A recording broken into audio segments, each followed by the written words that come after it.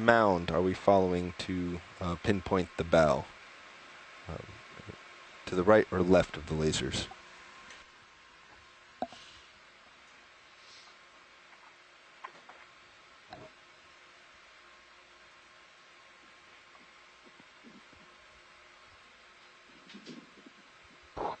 Huh?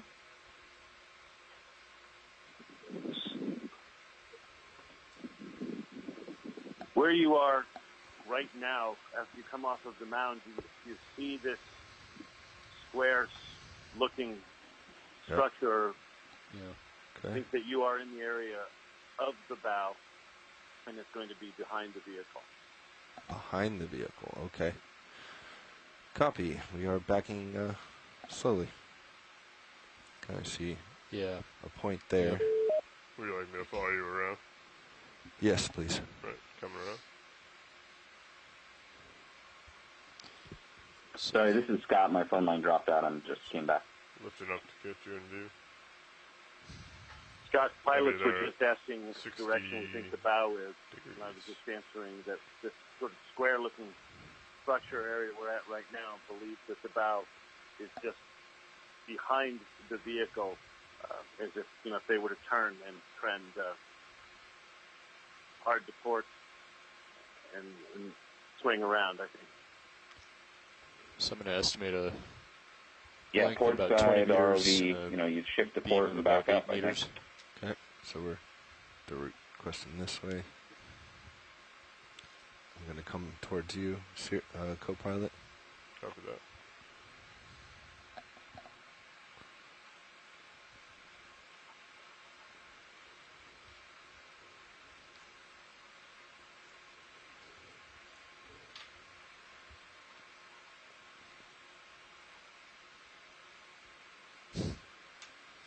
You can almost see where that mound comes to a point. You think it's near that?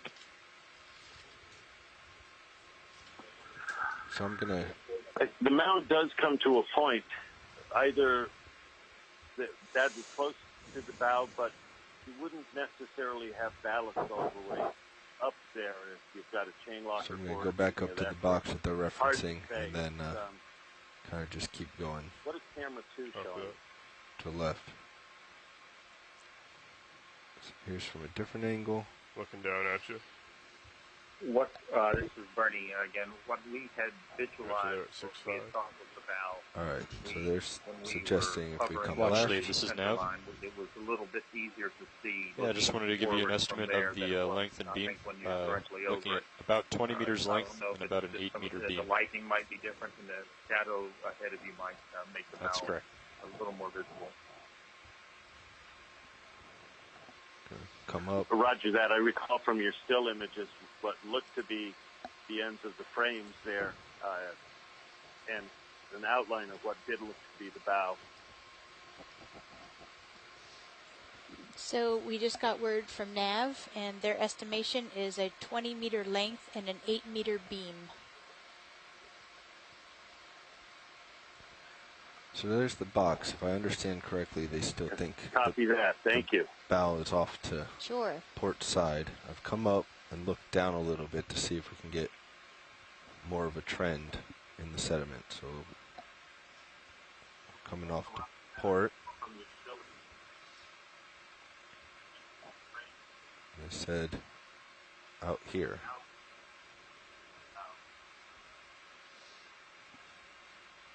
Is anyone seeing anything? I do not.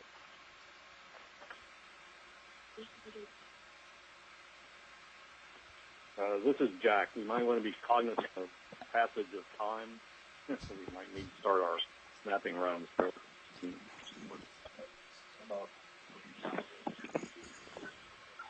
Roger that, Jack.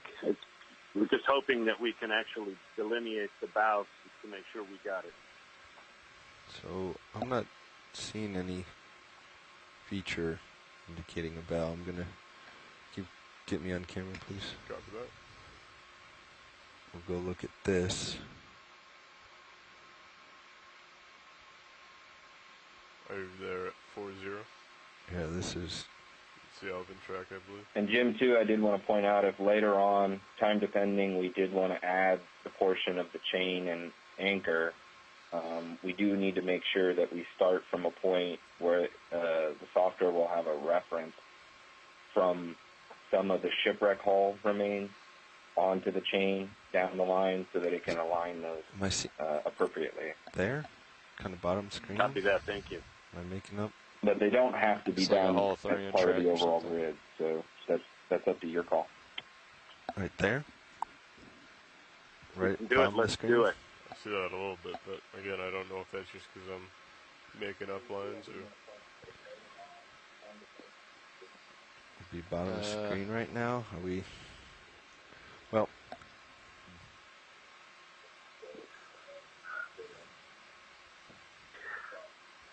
Okeanos, if we don't see the bow now, I think let's establish the grid and let's just make sure we go sufficiently beyond the end of that, or the tip of that mound, maybe an additional several meters to try to capture that.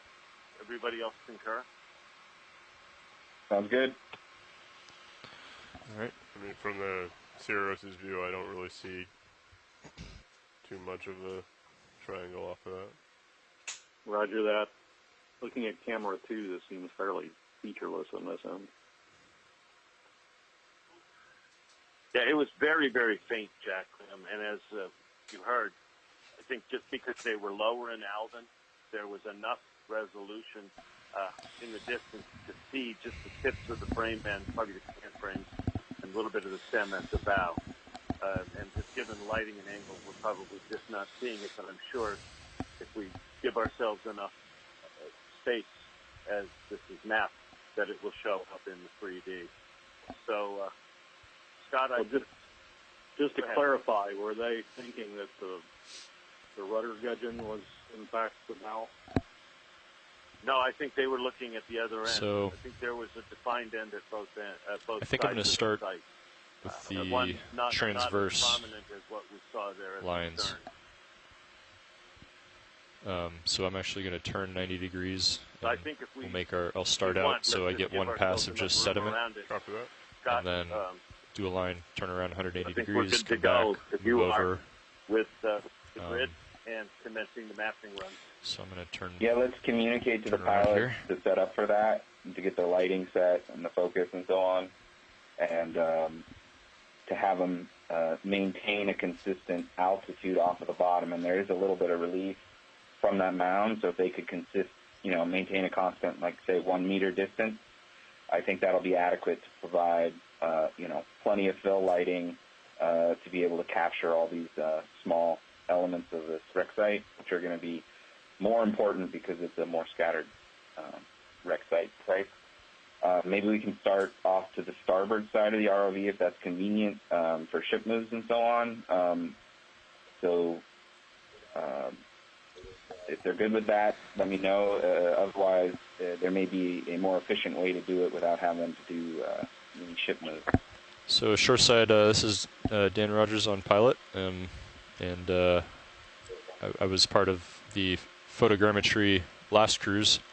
So we've written up our notes from what worked for us last time, and then Bobby showed us the document with your notes yesterday. So I think, from what I understand, we don't need to start so far away, but we'll make sure we get one pass, at least one line of just sediment before we actually get to the wreck.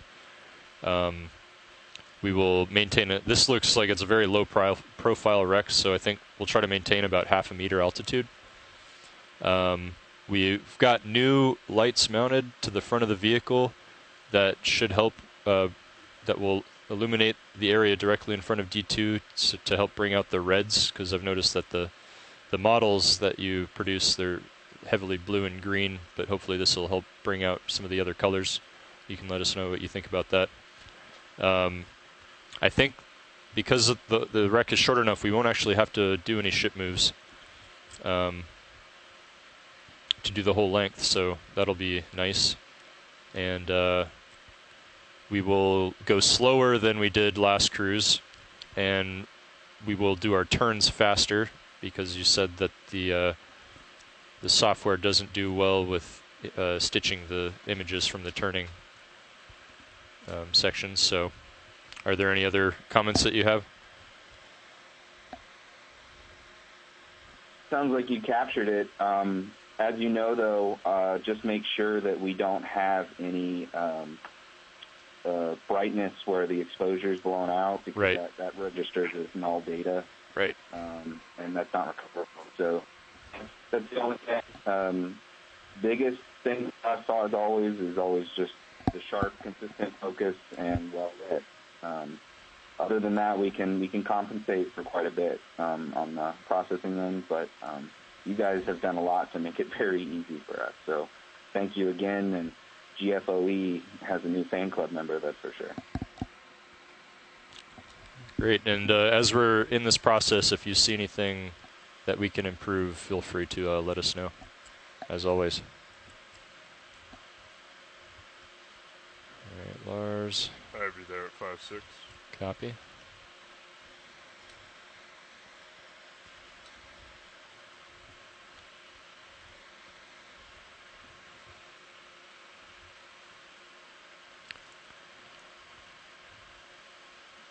All right, video. Do you want to zoom past the skid? Do you want the fog lights on? Sure. Fog lights coming on. They're on. Okay.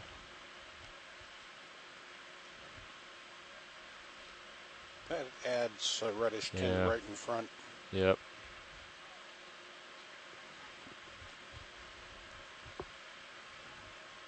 Let's see. Do you want to try tilting the upper swing arms down to try to even out the lighting?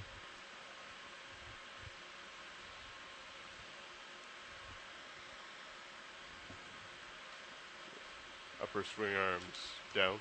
Yes. Coming down?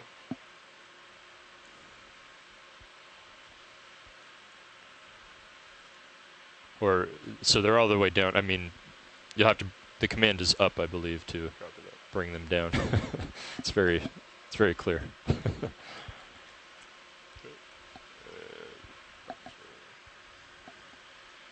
And what's our perpendicular direction to the length of the wreck?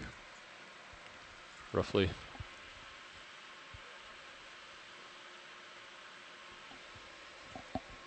Sorry, Roland, I can't hear you.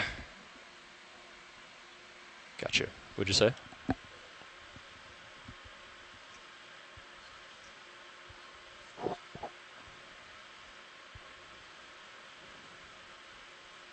Yeah. Check with shoreside. So shoreside,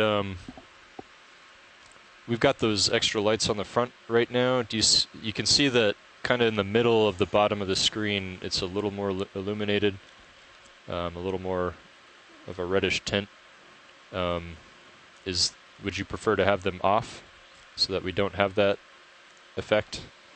Do you want to? Pretty well from. Yeah. Do you want to try turning them off? I actually think we should probably turn them off. Okay. Go ahead and turn them off. The reason is if you have different coloring or illumination of brightness, it's going to have trouble finding the key contrast points in common across the different views. Okay, so what we might do for next time is actually maybe move those lights to make sure that we don't get that shadow effect, and it'll be more evenly lit. But luckily this is a low profile wreck, so we should be able to stay pretty low. Okay. Unrelated to photogrammetry, I found their image of the bow. Yeah, time depending too. We could always test the portion maybe of that anchor end where we have it on and then do it with it off. But that's up to the global science crew because we're already eating up a lot of time. So I don't want to be, bogarting all the time. So I'm looking at like a 240 to be perpendicular. Is that about right? Based on what you have here, edge of wreck is 149. Okay. So 150. And then plus 90. Yep. 240. Okay. Great. All right. So let's see here. Make sure too that bottom frame isn't in view. Fled. Where's that shadow coming from? Okay, do you want to bring the uppers up again? Sure. Uppers so come in, so down. Uppers down, yeah. Bring them physically up. Yeah, that's better. Okay. Switch to that.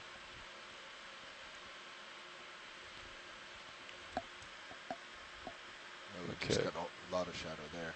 Does that work better? On the starboard side. Yeah, let's see if we can get rid of those shadows. Maybe try bringing the uppers all the way deploy again.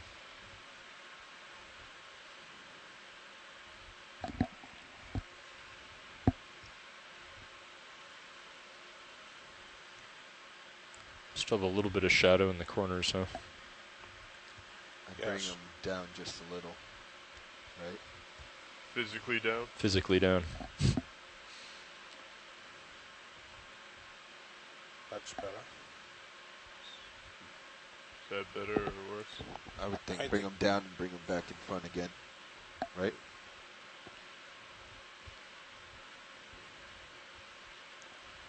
Now we've picked up another shadow. So like bring your starboard one in line instead of out the back, and you should get rid of the shadow on the drawer.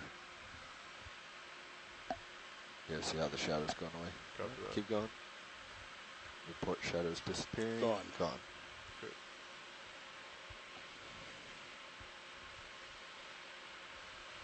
Starboard shadow disappearing. Disappearing. Gone. There we go. It's looking good. Happy? So, do you want to try zooming out and zooming back in just past the skid video, and then we'll set our focus.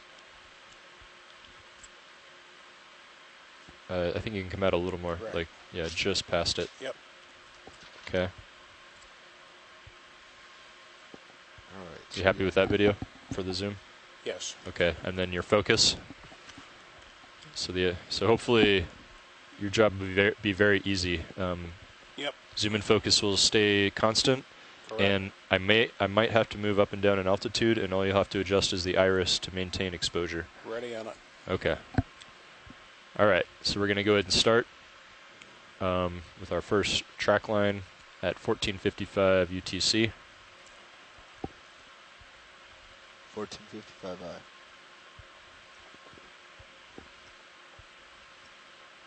Still have a little shadow in the lower port side. Yeah.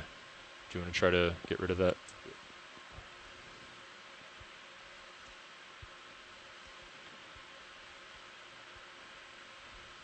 And we did that by stowing it, correct?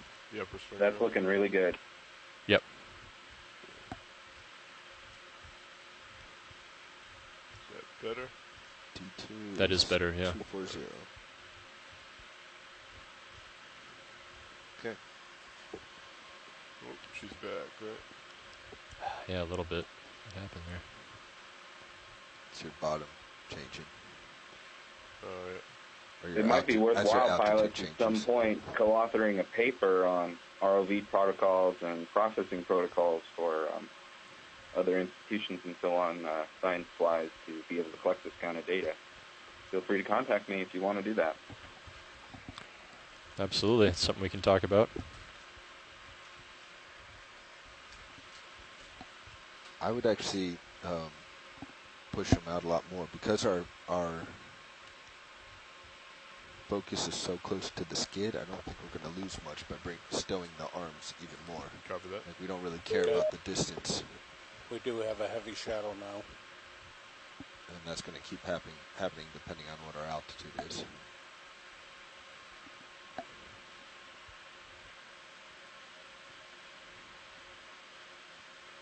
So essentially, we want to stow the arms far enough forward that they're shining a bit into the vehicle, like that. Yeah. All right. That looks really good. It's nice, consistent, and in focus. It's perfect. All right, so I'm going to turn my head. You could probably come down a few meters, Lars. Give me. Come down. Hey, hold on. We're getting a little shadow. Does that have to do with altitude more, or I think is that serious lighting maybe? Yeah. We think there's a little bit of a delay in the video. Our co-pilot was just adjusting the lighting, and I think it's gone away now. Department of Interior internet speed. So do you want to move Sirius at all? I think 5 meters maybe or so. Yeah, we could. Just to get directly over the top of the wreck.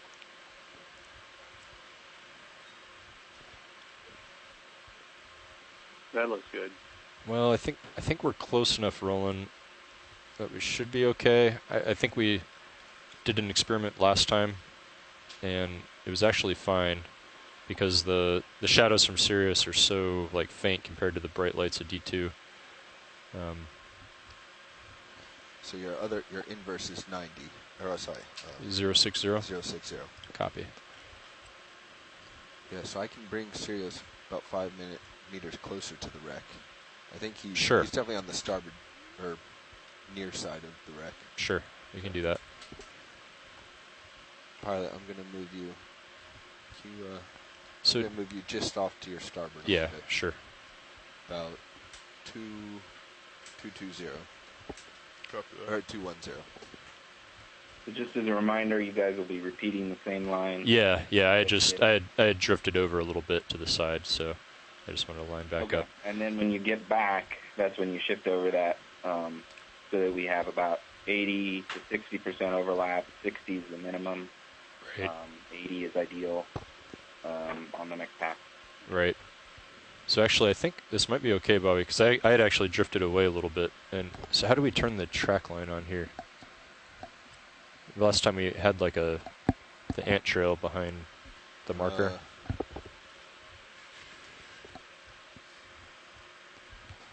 Trail. I'm trying to remember how we did that. Marker. Logging. No, that's all stuff there.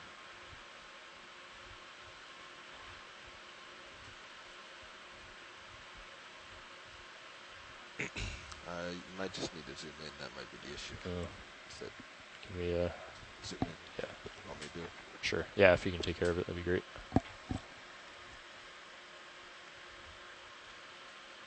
Maybe not. Grid size 5 degrees. That still seems too far. Yeah.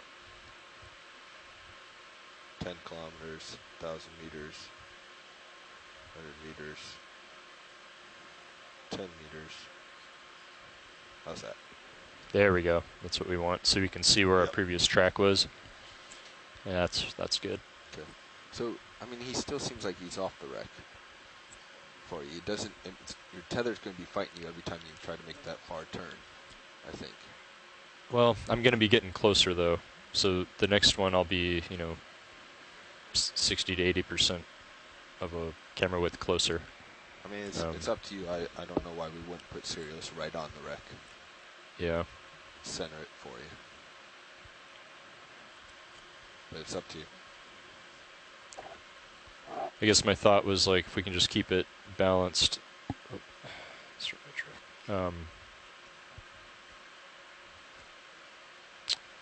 If we can keep the Sirius altitude, then the lighting might be a little more consistent. That's fine. We'll belay that. Move.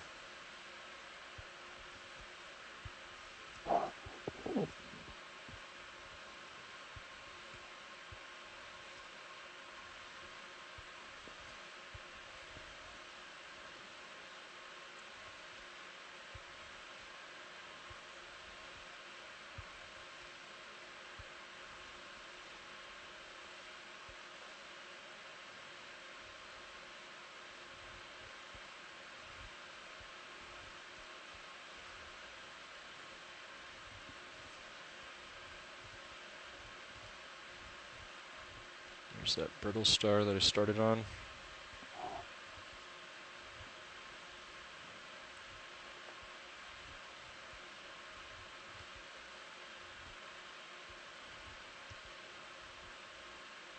And that looks like a block and tackle we're passing just now, too.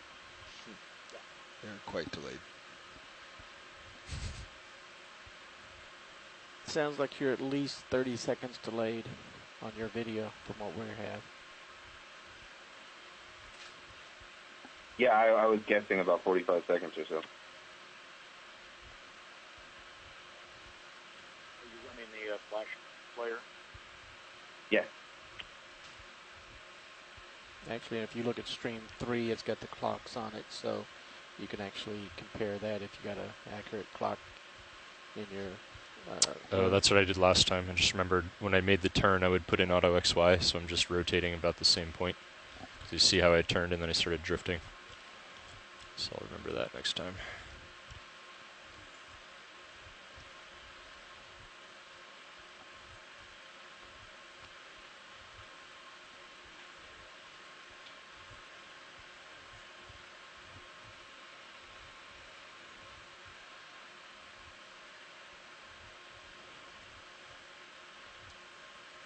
Have we ever played with the autopilots for this?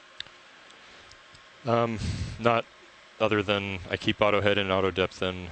Oh, you like actually programming a track? Never, no. Not. Say, go back to the dynamic here and say step move is 5 meters, go. And it just drives us. And you 180 and drive us. It would be interesting to try.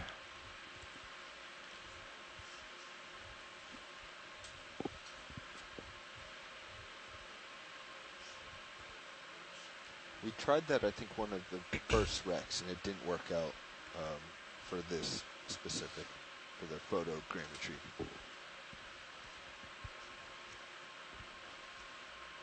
Ah, roger.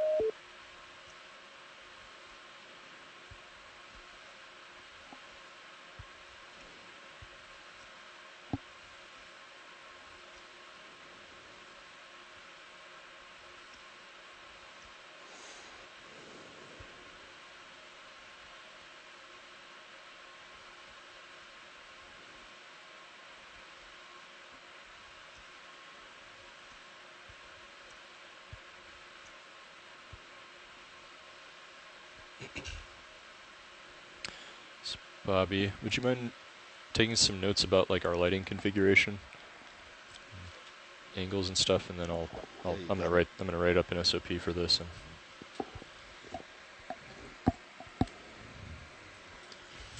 Rotator minus 37.7.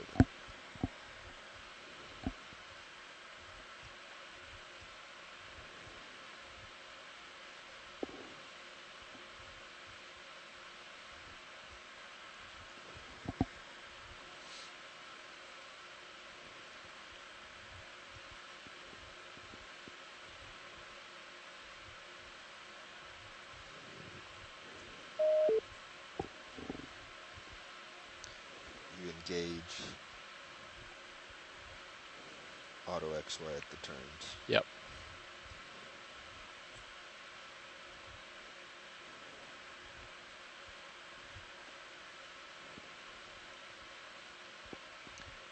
Is there a reason you choose auto depth over auto altitude? Yeah, we're trying to well, I feel like with auto altitude it goes up and down a lot, and I don't know, I feel like it's more constant exposure with the auto depth in.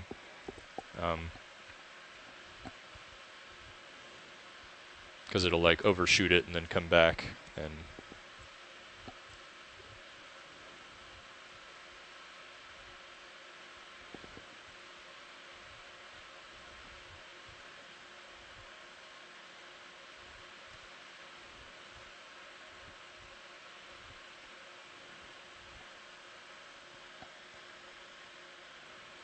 okay, I'm going to back up a little bit.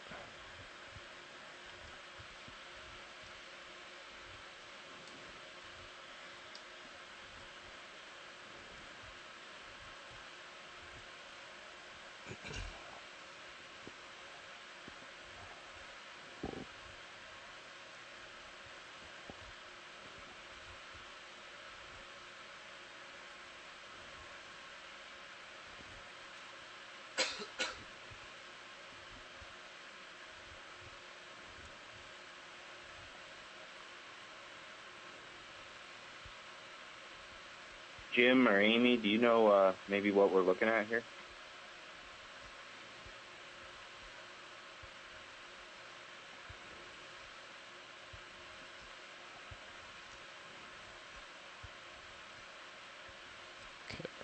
In terms of the scatter that we're looking at right now? It's like wooden structure. I believe it is. You can see some of the grain of the wood there, and you can see how it's been consumed by marine organisms to a point, but not completely. So I think that is part of the hull.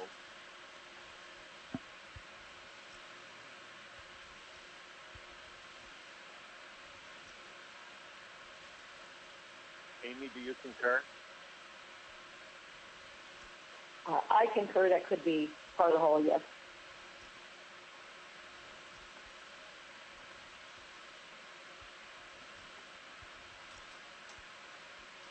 Co-pilot, do you remember, did you bring the lowers in at all? I don't believe I touched the lowers. Yeah, they don't look in to me. They look like they're fully in the stowed. They are in the same configuration that we normally fly in. Yeah, so stowed. I only adjusted the uppers. Even though it's partially consumed, anybody noticing that the grain does not seem as tight as, say, Monterey A?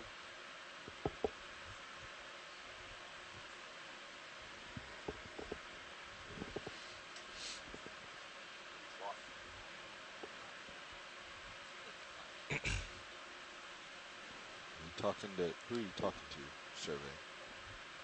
I cannot hear anything you're saying. Try again. Yeah, I'm listening. You have to speak up. Every time we come out and we do one of these projects and we look at a wreck, like this one that we're now passing over, and in this case a piece of rigging, that's a double block that was used in the ship's rigging. You can see the sheaves on the inside and the outer form of the block. The questions that come to mind, in addition to the scientific questions that we ask about what's happening here, how long has this been on the bottom, what are the biological and the chemical and physical processes that have turned a ship into a shipwreck on the bottom, there are other questions that perhaps can never be answered, but that just the same are very important, and those are the human questions. What are we looking at? In some cases, maybe as much as 200 years ago. What happened here? Is this a ship that simply went missing with families back at home wondering whatever happened to their loved ones? They went out to sea and they never came home again? Or is this something where people knew exactly what happened because the ship was in trouble, was on the brink of going down, and another ship came along and rescued the people on board? That's one reason why we work very closely with historians, going through the records of the past to see if we can tie what we see physically on the bottom with what we can find in the archives or in the records. But in a number of these cases, in what we see... So Bobby, just thinking about it, the other reason I think last time I was preferring auto depth is that you maintain a constant swath. Because as you move up and down in altitude, your overlap is going to change with each pass. Because as you come up and down off the but they want consistent height, don't they? Yeah. Which I never quite understand, because I'm with you. I would think if something is closer, you want to measure it as closer. Well, if you measure everything from 1 meter, because then you lose depth. If you have let's say you just have a mound in the middle or something, right? And you're just flying over it, and as you go over the mound, you're going to come up a half meter or a meter or something. You're changing the overlap width for each pass around it. Yeah, you know I definitely We're get starting to the get the shadows back. Is that an issue, or what's that? We're starting to get the shadows back. That's just low altitude. Briefly. There. And in how important these ships are to our commerce, it's a reminder that for many people, this is the job they had, to put food on the table, to keep their families going. They had to go out and work at times in dangerous conditions. You did have to go to work. And if this is, for example, somebody that was working along the coastline, delivering goods, much like a modern trucker does today, if these were people that were out fishing, they had to go even if the weather looked bad, perhaps. And if this was a vessel, for example, caught in a storm that had to run farther offshore in order not to be washed up onto a beach and crushed to pieces, and if they were overwhelmed by the force of waves and went down, then this is a reminder, yet again, of what it takes and what happens when you are out there just doing your work. This most likely was not a famous shipwreck, and the people on board it may not have been famous in their own way, but they speak for all of us, the everyday folks, you, I, everyone, who gets through life doing what they have to, by working, by contributing to their community, being part of a family, and in some cases, perhaps, like whoever was on this ship, maybe never coming home. How prevalent were vessels like these during the 19th century? Very prevalent. I think, in many cases, a smaller vessel like this, you'd have thousands of these ships working up and down the coast. A small, vessel, a coaster, a fisherman, two-masted schooners, things of that sort, they were the workhorses of the American economy. They connected us in a way that semis do on the highways today, whether they were working the Gulf, the Atlantic seaboard, the Southeast Atlantic coast, or the Pacific coast. This was the backbone of the American economy, connecting ports and communities, bringing goods to market as well as commodities from coastal ports into the major centers.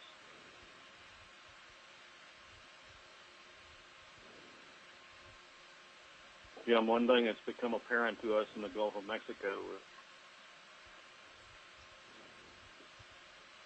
wrecks. We've conducted a number of studies to try and identify what wrecks have sunk in the Gulf.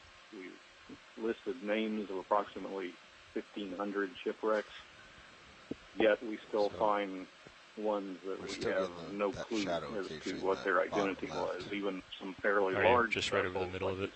I didn't notice at that time. In December. I don't know that we can a ship that was move the arms likely three-masted, over 100 feet long, disappeared virtually without a trace. Do you have any ideas? If we stowed them in further and shine them kind of out, would that put the shadow to the outside of the vehicle? I'm also hesitant to change the bars. That's really where marine archaeology can play an important role now that we're to fill in those gaps that the historical record leaves. I think some of it is altitude Absolutely. related. I notice it when you're at point 4. Absolutely, and it's not just the famous people, like we said. It's the story of everyone. Bump up 0.1 meters or something.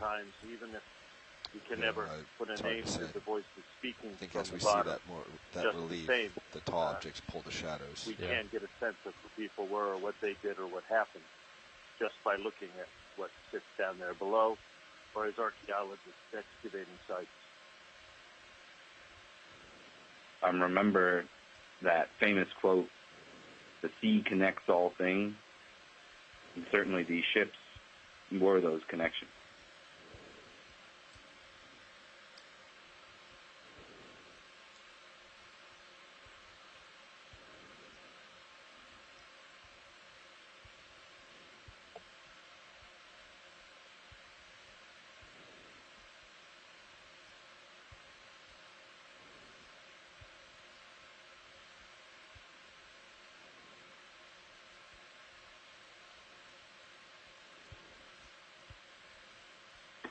Amy, if you wouldn't mind, could I beg you to give a history and overview of the Texas Historical Commission and kind of your overall management of the Texas coast?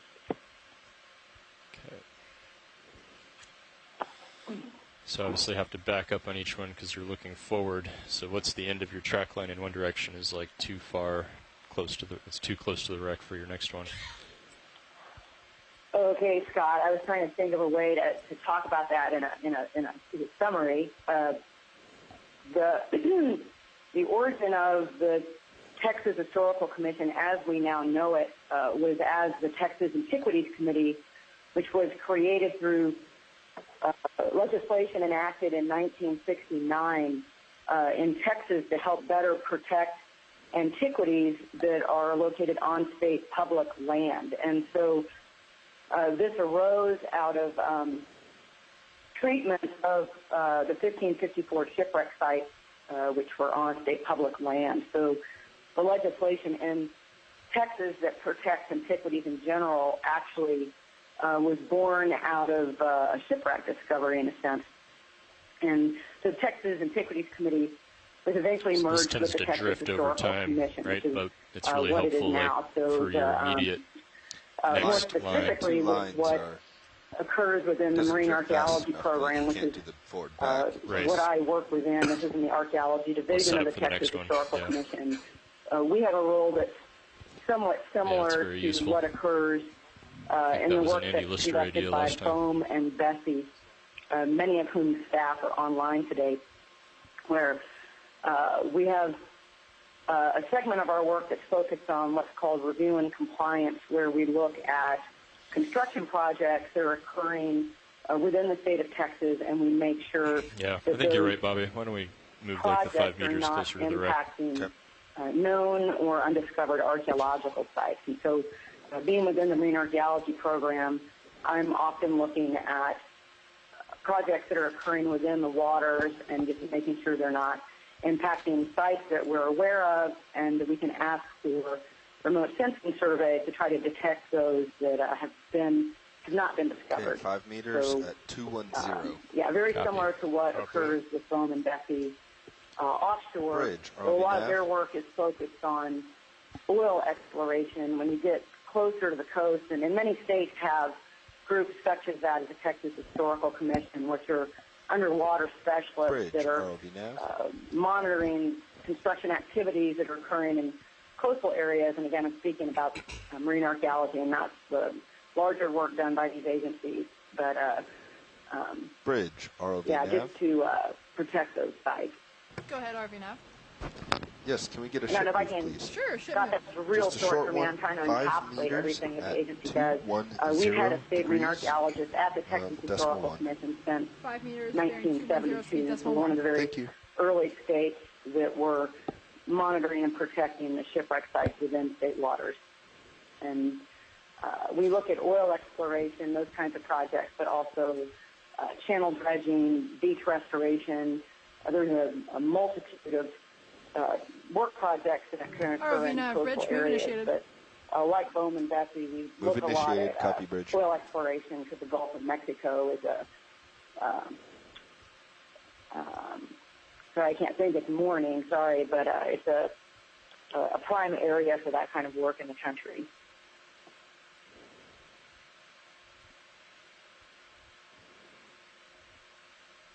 Thank you for that, Amy. You're just trying to test me and wake me up on a Saturday.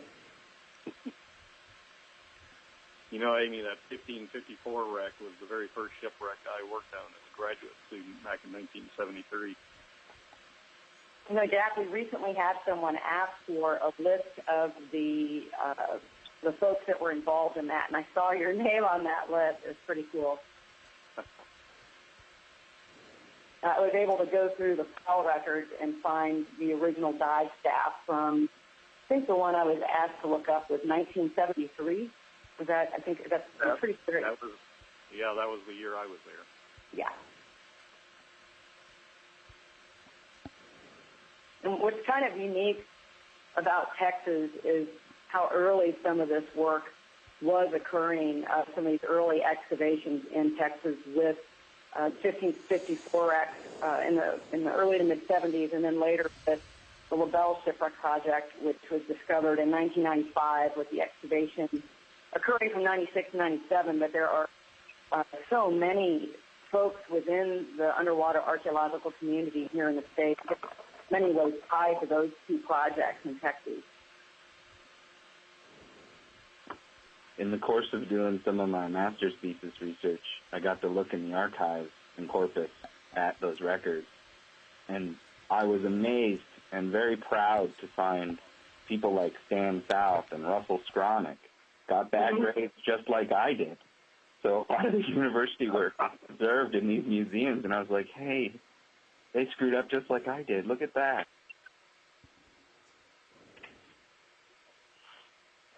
Well, sometimes you learn from your mistakes.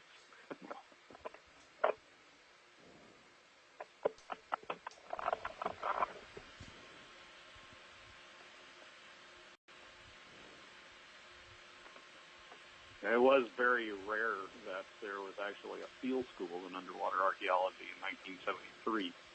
Maybe been one of the few in the country. Other than at the University of Pennsylvania with George Bass in Turkey.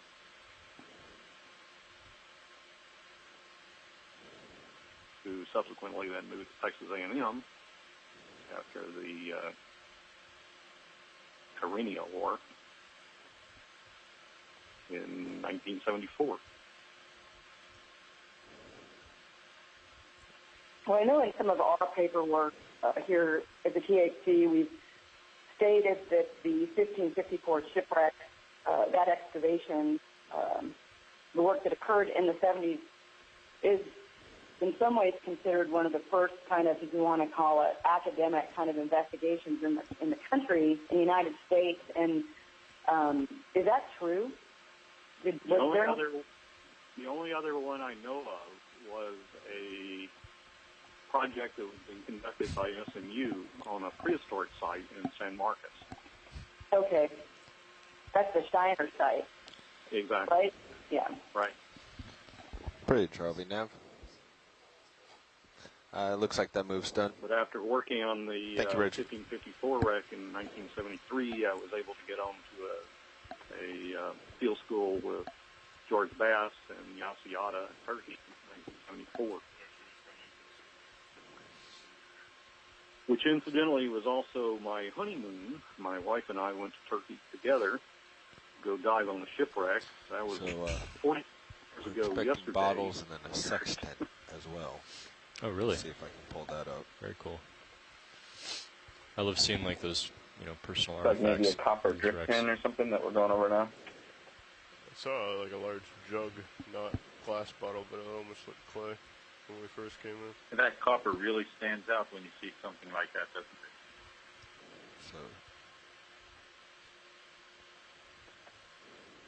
Yeah, the marine organisms find it toxic, so they tend to stay away. The bottle just going off the screen on the right. Yeah, so the sextant's pretty buried. Well, it's buried, but definitely easy to pick out. So yeah, you'll know it when you see it. Cool. Next to a very angular corner that just went off the screen. Yes.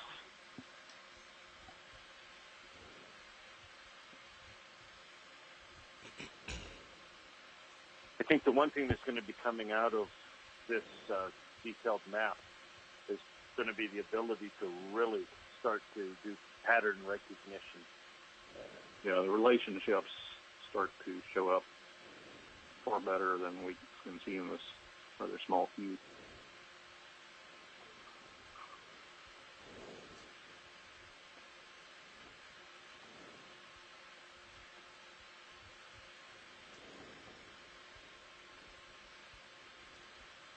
Okay, I think I'm getting in a groove. All right, here, Jim, Bobby. we've heard about BOEMS regulatory. It's getting easier. FETSI's regulatory, THCs, but how does search fit in with our regulatory and compliance mission?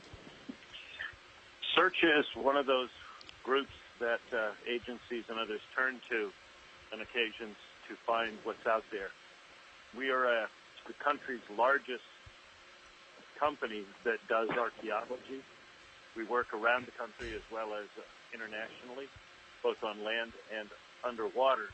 And we generally are retained or hired under contract in advance of instruction or other work. Yeah, I would agree. Much of our work you look like you're much more into it now. Working privately, but we have also done work for government agencies. We have teams that work in harbors in advance of dredging or harbor construction. We have teams that work in other areas because even if there's not going to be work that's going to happen there, there's an interest on the part of an agency. So I'm going to start going over some relief with this pass, so if you can help me keep an eye on my toes Some and folks cameras. may have heard of a make sure I'm discovery not made too in low. Alabama I bumped up my not too long depth ago by a reporter set that point he a thought little bit, might be so the hopefully last that'll ship that brought help. slaves to the United States just before the start of the Civil War in 1860. Search was asked to be part of the team that went out there to take a look at that wreck and determine what it was. And while it turned out not to be the slave ship Clotilda, it did appear to be a vessel built much later, but in and so by kind of itself, adjusted, an important more like wreck. a 050 and now we're about and to then head a out again and 230 do a comprehensive survey of for that the whole section headings. of the river for the Alabama Historical Commission. So that's the type of work we do when we're out there. As a former government person working in the regulatory side, it's very satisfying to be able to be now part of the team that supports the work, not just of my former agency, for example, but a number of folks, including our colleagues in the state.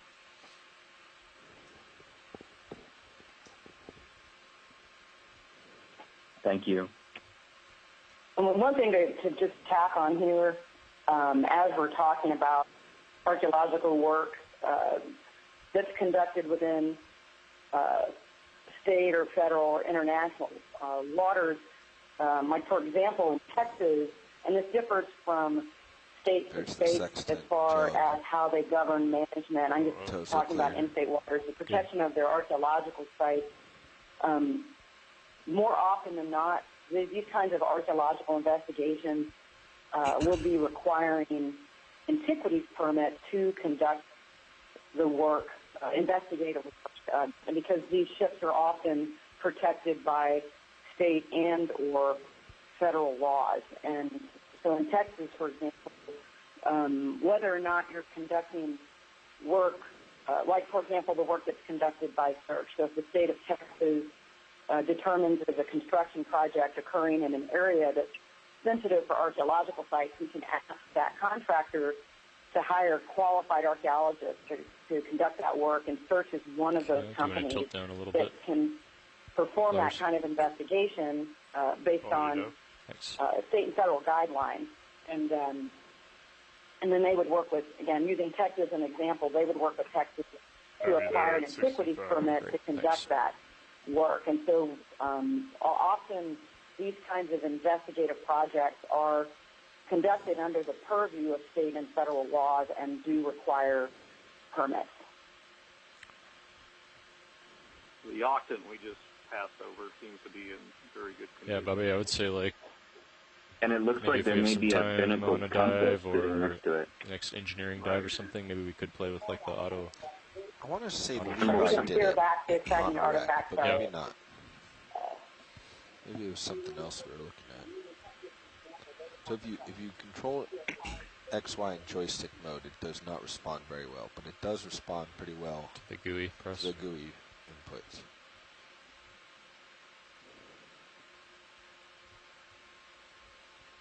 The concern about the GUI is controlling the rate of change. Also, on the other side of that brick pile, there's a copper item of some kind that I have that we never seen anything quite like it before, but turn at constant speed. 5 or 6 round opening. Then I think it'd be really valuable. Of some kind. So I'll try and flag it as we go over it.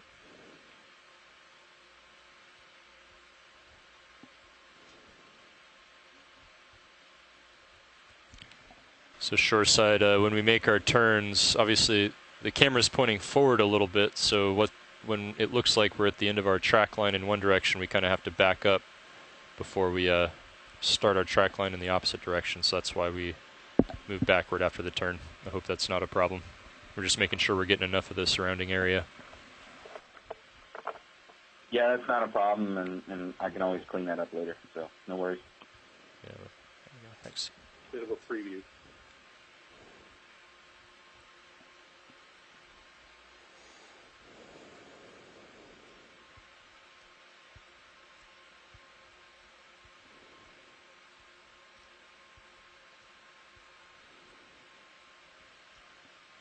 Can we get some kind of estimate from the ship about how much time they think is remaining in the mapping passes relative to how much time we have left on bottom? Yeah, Bobby, give an estimate. I'm not Thanks, sure. Pilot. All right.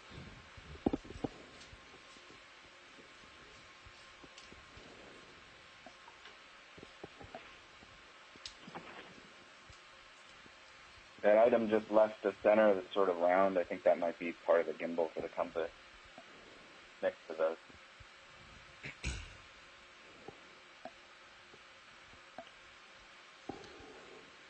Where are we on the wreck? We're sort of about anchor chain, so I'd say we're a third of the way. Okay. We started 14:55.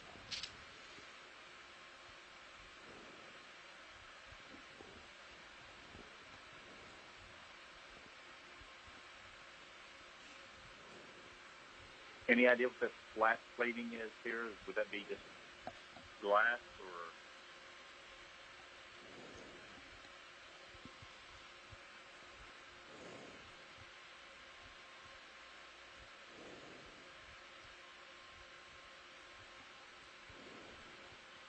That might be glass. It could be slate. Remember, we also have to do the longitudinal track lines. Had seen what looked to be pieces of slate on the Monterey A wreck.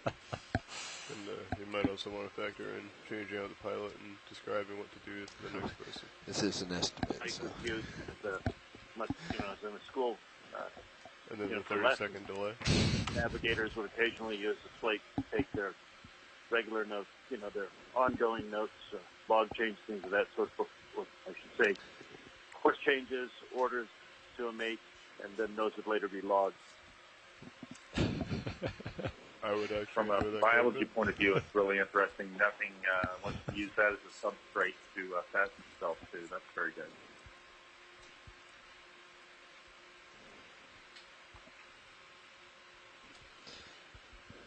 All right. When we do the longitudinal, or the 90 degrees out, is that just a single pass? It's the same rules, like center screen. Is it forward back? It's forward back. Okay. I mean, it won't be as many passes because it's not as wide. But you're going to do it multiple times to get the overlap. I mean, it would, in theory, be the same amount of driving time, less setup time. Right. Well, I think it would take a lot less time because right now we have let's say we have 100 turns because we're doing shorter setup time. Yeah. Right. Yeah. Exactly. So yeah, it should be quicker.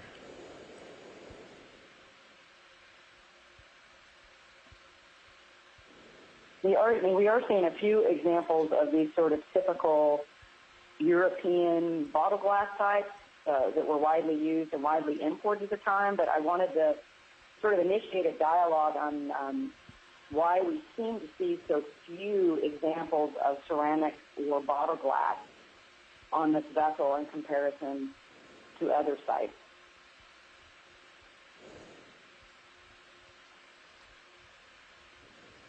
Does anyone have any ideas? Well, if it was a merchant vessel, you would say load up at the port, right?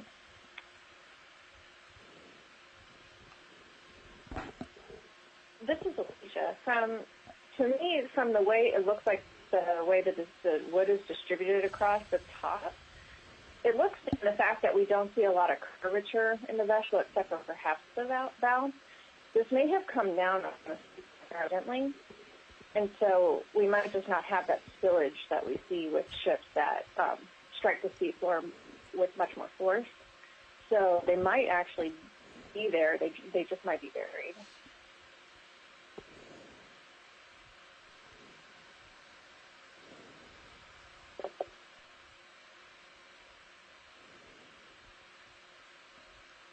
This I think is. we're seeing a lot of remnants of decking on the surface. This is ROV nav. A very rough estimate puts us at about half an hour of extra bottom time after we finish